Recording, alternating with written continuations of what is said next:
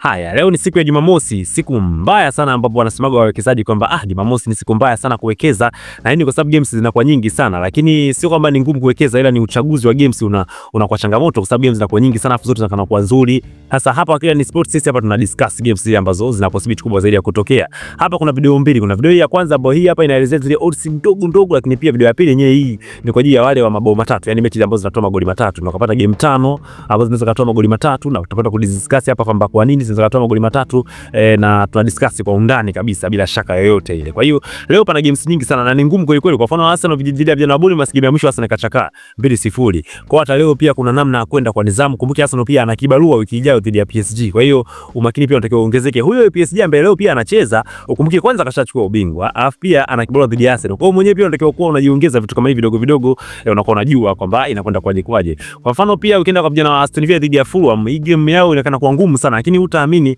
tangu 2020 Fulham kashinda game moja tu kwa Aston Villa, zingine zote kapata kibano na hamna sare. Kwa hiyo game kama hizi pia 12 na kwa ni option nzuri sana kwamba ashinde yeyote. Kwa hiyo game kama hizi tunakwenda kuzidiscuss kwamba tunakwenda kukaje. Kumbuke vijana wa Barcelona pia watakuwa uwanjani dhidi ya Liverpool, wale ambao waliwakanda ambao 7-0 kwenye mzunguko wa kwanza. Kwa hiyo unaweza kutazama kabisa kwamba ni game ambayo ipo clear sana Barcelona anashinda, lakini unatakiwa ukumbuke sasa kwamba ukijaa na kibarua dhidi ya vijana wa Inter Milan ambao tayari game ni 3-3. Kwa nguvu pia haiwezi kuwa kubwa au kutumia kwenye vijana wa Valladolid akata na kibarua dhidi ya Inter wiki ijayo. Lakini pia ukumbuke vijana wa Atletico Madrid wao watakuwa na kibarua pia leo dhidi ya vijana wa Alaves. Alaves sio kwamba mbovu. Katika game 3 Alaves pia kashinda game moja, vijana wa Atletico Madrid wameshinda game 2. Kwa hiyo unaweza kutazama kwamba ugumu kwenye game ipo miongoni mwa hawa vijana na watakuwa kwao pale. Kwa hiyo ugumu upo sana. Kwa kuna namna ya kuwekeza pia game kama hizi. Lakini pia ukiachana hiyo games pia ukienda pale nchini Uholanzi pia Feyenoord atakuwa uwanjani anacheza leo dhidi ya vijana wa Heracles. Lakini pia ukumbuke Feyenoord pia anatakiwa apambane sana sababu ana pointi 62, inabidi apambane angalau kama ana uwezo wa kumovertake PSV pale juu ili angalau aweze kwenda ligi ya mabingwa. Lakini bado mambo yanaonekana kwa magumu kwa sababu PSV mwenyewe leo pia anacheza, ukumbuke leo atakuwa anacheza PSV na moja kwa moja huoni kama vijana wana chance ya kusema watashiriki ligi ya mabingwa msimu ujao. Na moja kwa moja PSV pia naye unaona kabisa game ya leo ni game ambayo wana uwezekano mkubwa tu wa kupata ushindi, na pengine sasa ni kupambania tu kwamba hakikishe zile points zizidi kwa nyingi. Kama leo atashinda maana anafikisha point 70 kwa 62, kama naye pia atashinda pengine zifike 65, bado chance ya PSV kwenda ligi ya mabingwa bado ipo kubwa sana tu. Vijana wa Feyenoord mambo pengine kwa magumu haya. Lakini pia tukitoka hapo vijana wa Benfica pia watakuwa uwanjani kule nchini Ureno dhidi ya vijana wa Estoril, bonge moja ya game ambayo inatazama kwa jicho tatu sana kwa sababu ndo bingwa anatafutwa hapa. Vijana wa Sporting Lisbon pia ukumbuke wanawania kuchukua ubingwa. Kwa hiyo ni point sawa, wakikaliana karibia kila kitu hata mabao yenyewe. Kwa moja kwa moja game ya leo ni ngumu sana kwa vijana wa Estoril. Haya, ukiachana pia Galatasaray pia atakuwa uwanjani pia ukumbuke. Kwa hiyo games zipo nyingi sana. Mimi nakwenda kushagulia games chache ambazo hizi unaweza kuondoka nazo, lakini pia ukazidiscuss hata wewe pia kwenye comment hapo unaweza kaandika kwamba unaona game hii inatoa nini kutokana na vile ambavyo unakuwa mzoefu kwenye mambo ya kuwekeza. Mimi hapa nakutajia kwanza hizi zile game ambazo zina option ndogo sana. Hapa tunataja kwanza zile option ndogo then baadaye tutapost video ya magoli matatu. Haya, tukianzia hapa nchini Uingereza, game ambayo naweza nikaona ni nzuri kuondoka nayo kwa ndugu wawekezaji, zile odds ndogo za uhakika, basi ni game ya vijana wa Aston Villa dhidi ya vijana wa Fulham. Moja kwa moja Aston Villa akiwa nyumbani kwake pale Villa Park apate goli. Ya option nzuri sana kwa sababu Aston Villa kashaondolewa kwenye mashindano ya ligi ya mabingwa, kaondolewa kwenye mashindano ya FA pia na vijana wa Crystal Palace. Kwa hiyo saizi ligi ndio kila kitu, anatakiwa pambanie msimu ujao angalau aweze kushiriki mashindano ya kimataifa. Kwa moja wewe mgarantii tu kwamba Aston Villa apate goli dhidi ya vijana wa Fulham to score. Aston Villa to score akiwa home pale Villa Park, hapo ni option nzuri sana.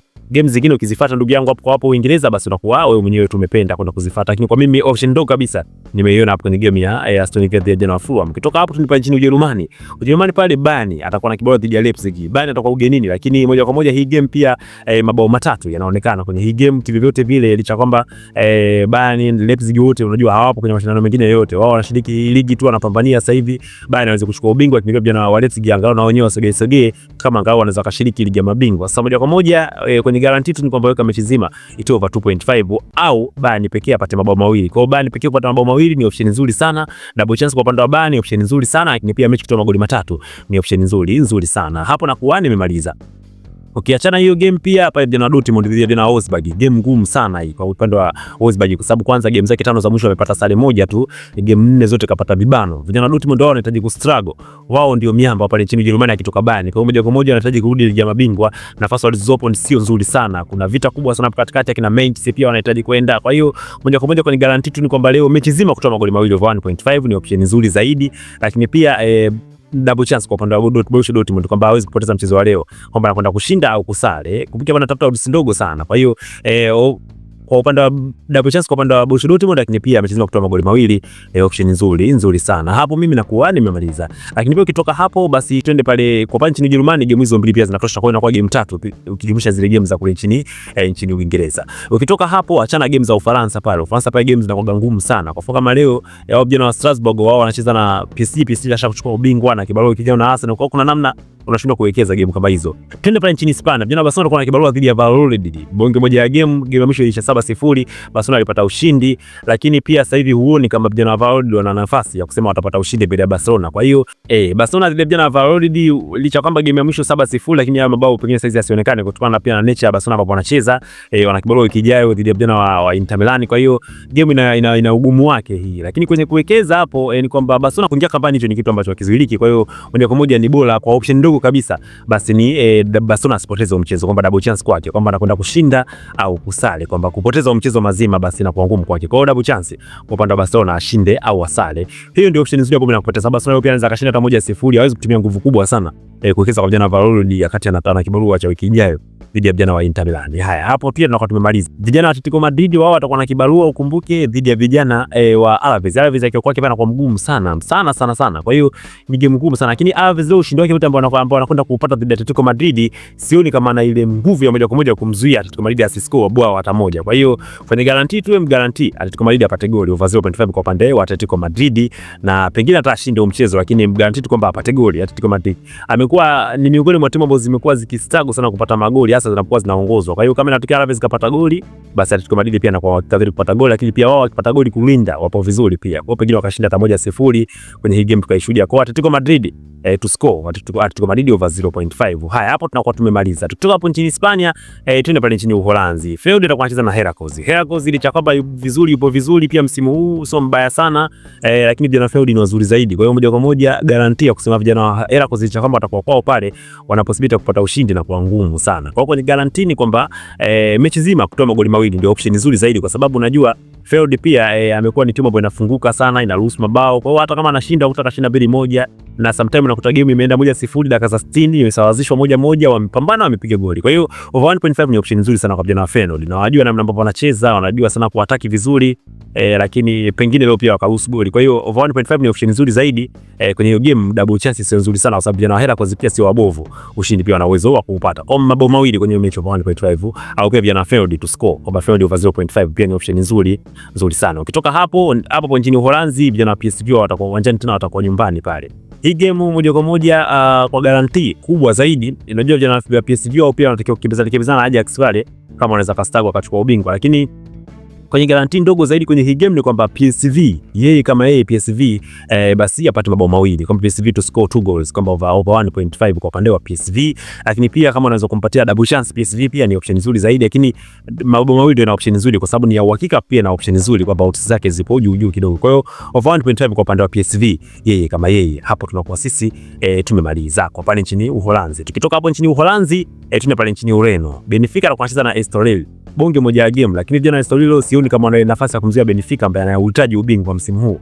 Moja kwa moja huoni vijana Estoril kama hata kama wanakwenda kupata ushindi, vijana Estoril kama wanaweza kumzuia Benfica asiingie kambani, na hata ile struggle ya Benfica itaonekana zaidi uwanjani kuliko hata vijana wa Estoril ambao watakuwa kama timu ya pili. Kwa moja kwenye guarantee ni kwamba mgarantii tu Benfica yeye double chance kwamba hawezi kupoteza mchezo wa leo, pia double chance kwake kwamba anakwenda kushinda au kusale game ambapo inakuwa, kwa sababu hii mabao mawili unaweza kaweka, lakini Benfica akashinda 1-0. Kwa double chance ndio option nzuri zaidi kwa leo, kwa sababu pia hata mashindano ambayo yanaenda pale nchini Ureno pia ugumu wa Estoril pia upo unaonekana kwao, licha kwamba amekuwa Benfica akidominate sana kwa upande wa Estoril, lakini wewe guarantee tu kwamba game itakuwa na ugumu wa aina yake, mpate double chance Benfica. Hapo tunakuwa tumemaliza kwa pale nchini Ureno. Braga sio kumfuata sana, pia anaweza kupata kibano leo.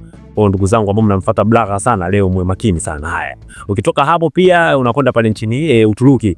Bwana Galatasaray dhidi ya vijana wa Kavishpor, bonge moja ya game ambayo ni ngumu sana kwa vijana wa Kavishpor kwa sababu mambo yanaweza kuwa magumu kwao kutokana na nature ambao wamekuwa wakipata matokeo kwa vijana wa Galatasaray.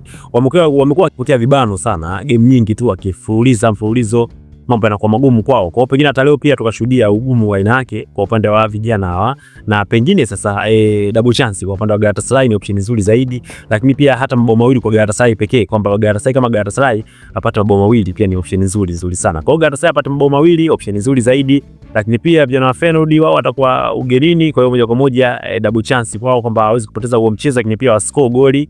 Lakini pia Benfica, kama nilivyozungumza, Benfica dhidi ya Estoril, Benfica double chance pia kwamba anakwenda kushinda au kusale. Lakini pia vijana wa PSV wao kama wao wapate mabao mawili, na kama anakwenda kuwasali basi itaanzia 2-2 hivyo, hata kama ni ushindi basi ni 2-0, 3-0, 3-1 hivyo. Kwa hiyo PSG apata mabao mawili. Lakini ukija ukienda pale nchini Hispania, Barcelona pia double chance kwake kwamba anakwenda kushinda au kusale. Lakini pia vijana wa Atletico Madrid wao waingie kambani tu, hata kama anakwenda kupoteza mchezo dhidi ya Alaves, basi moja kwa moja watazifumania nyavu za vijana wa Alaves. Ukienda pale nchini Uingereza, nikakwambia kabisa kwamba Aston Villa akiwa nyumbani pale vile vijana wa Fulham, basi yeye apate goli. Lakini pia 12 kwenye game ni option nzuri kwa sababu game zao pia zimekuwa hazina sare. Kwa hiyo 12 ni option nzuri sana.